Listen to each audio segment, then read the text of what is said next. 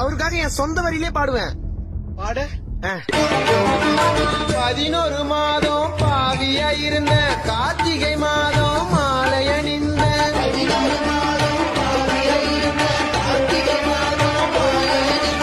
பார்வதி டீச்சரை மறந்து புட்டு உன் பாதத்துல நான் சரணடைஞ்சேன். பார்வதி டீச்சரை மறந்து புட்டு உன் பாதத்துல நான் சரணடைஞ்சேன்.